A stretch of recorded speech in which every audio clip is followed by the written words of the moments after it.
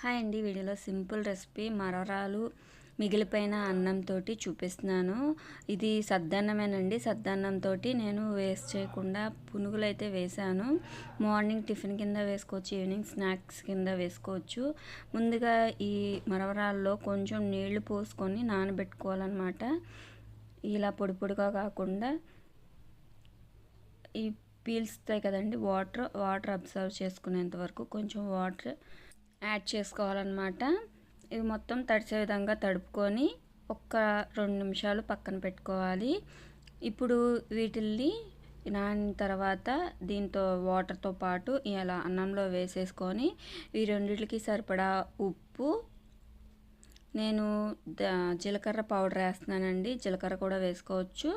ఒక 4 పచ్చిమిర్చి, జీల పౌడరు, అలానే ఒక ఉల్లిపాయ కట్ చేసి ఇందులో వేసి మెత్తగా గ్రైండ్ చేస్తానన్నమాట. ఇప్పుడు ఈ మొత్తం పదార్థాలన్నిటిని ప్రస్తుతానికి ఇప్పుడు ఇందులో ఉప్పు, అన్నము, మరమరాలు వీటిల్ని ఫస్ట్ ఒక 2 వాయిల్ కింద ఇలా మెత్తగా గ్రైండ్ చేసుకోవాలి. ఇప్పుడు ఇందులో పచ్చిమిర్చి, ఉల్లిపాయలు కూడా వేసి గ్రైండ్ చేసుకున్నాను అనమాట. ఇందులో మొత్తం గ్రైండ్ చేసేసిన తర్వాత జీరా పౌడర్ వేసానండి.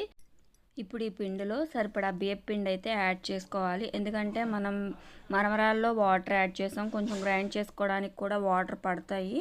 సో అందుకని కొంచెం గట్టితనం కోసం నేను బియ్యం పిండి వేసి కలుపుతున్నాను అనమాట. మనకి పునుగు వేస్తే కింద ఇలా నూనెలో పైకి రావాలి కదా, ఆ కన్సిస్టెన్సీ వచ్చేంత వరకు కొంచెం బియ్యం పిండి వేస్తాను అనమాట. అన్నం బట్టి అనమాట అది.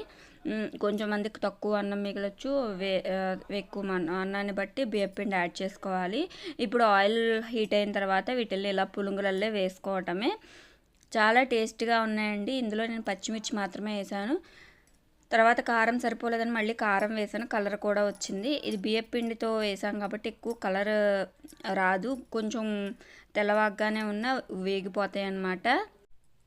ఒకసారి అన్నం మిగిలితే మరమరాలు యాడ్ చేసి ఇలా ట్రై చేయండి. క్రిస్పీగా కూడా ఉన్నాయి, టేస్ట్గా ఉన్నాయి, చాలా ఈజీగా ప్రిపేర్ చేసుకోవచ్చు. ఇందులో నేను ఎక్కువ వేయలేదండి. జస్ట్ ఒక ఉల్లిపాయ, పచ్చిమిర్చి, జీరా పౌడర్ మాత్రమే వేసాను. చూడండి ఎంత బాగా ఏగినాయో. నేను ఇందులో అన్నీ వచ్చేసి నేను చెప్పలేను. బియ్యం పిండి సరిపోకపోతే ఇలాగ అంటుకుపోతే నేను ముందే చెప్తున్నాను.